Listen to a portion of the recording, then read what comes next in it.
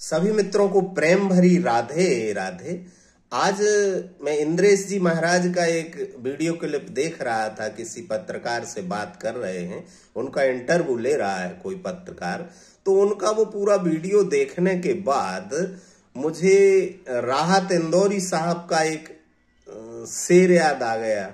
शेर है कि गधा है। इंदौरी साहब ने बोला है कि झूठों ने झूठों से कहा कि सच बोलो, झूठों ने झूठों से कहा कि सच बोलो, सरकारी ऐलान हुआ है सच बोलो।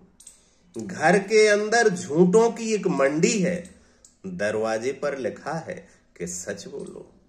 ये याद आया मुझे वार्ता सुन के।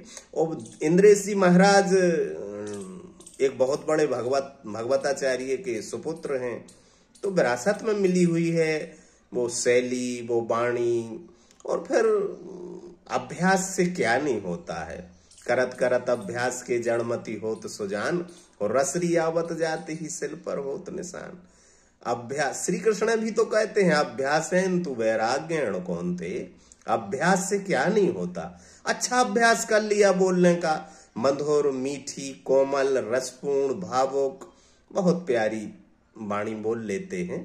वो आना चाहिए भगवताचार्यों को। खैर तभी तो श्रोताओं को हम रुला पाएंगे। जब तक उनकी आंख में आंसू ना भर दे भगवताचार्य, वो भगवताचार्य कैसा। रुलाने की कला आना चाहिए।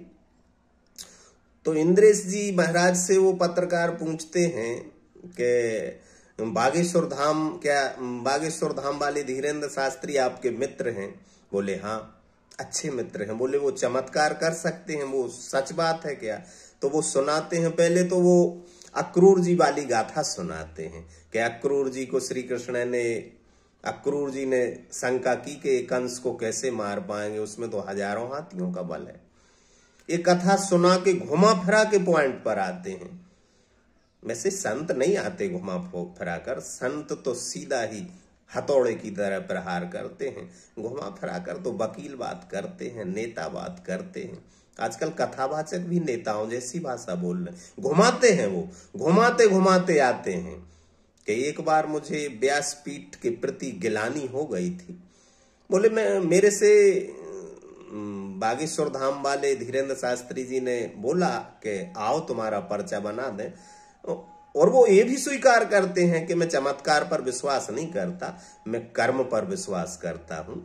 लेकिन बोले एक बार व्यासपीठ के प्रति मुझे गिलानी हो गई तो मैं गया। दरअसल पूछने ही गया था, लेकिन वो जान गए। और धीरेन्द्र शास्त्री ने इनसे कहा, इनका पर्चा तो नहीं बनाया लेकिन बता दिया। ये बताना चाहते हैं कि धीरेन्द्र शास्त्री के पास सिद्धि है। बोले इन्होंने बता दिया धीरेन्द्र शास्त्री ने कि या तो आप व्यासपीठ छोड़ दो या व्यासपीठ के लिए सब कुछ छोड़ दो। कि है उनके ऊपर बालाजी की कृपा। बालाजी की कृपा होती है यदि, तो ऐसी कृपा होती है कि किसी का मन पड़ने लगे। ये तो एक योगिक प्रक्रिया से भी हो जाती, वो बिना योगिक प्रक्रिया से हो जाती। थोड़ी कंसंट्रेशन की बात है। अब ये मत बोलना कि तुम क्यों नहीं कर लेते। मुझे ये नार का तुम्हें पढ़ना नहीं ना, क्योंकि सुहानी साय कर देती। बहुत से जादूगर हैं, वो मन पढ़ लेते हैं। बिहार में तो एक आदमी ऐसा था, वो साधारण आदमी था, लेकिन किताब को सूंघ कर, आंखों से नहीं सूंघ कर पढ़ देता था उसमें क्या लिखा है। तो उसमें बालाजी की कृपा की क्या बात है। लेकिन मैं फिर कहूंगा, राहत इंदौरी साहब का वो शेर, क्या शायरी बोली इंदौरी साहब ने कि झूठों ने झूठों से कहा कि सच बोलो, सरकारी ऐलान हुआ है सच बोलो। घर के अंदर झूठों की एक मंडी है, और दरवाजे पर लिखा है कि सच बोलो। राधे राधे।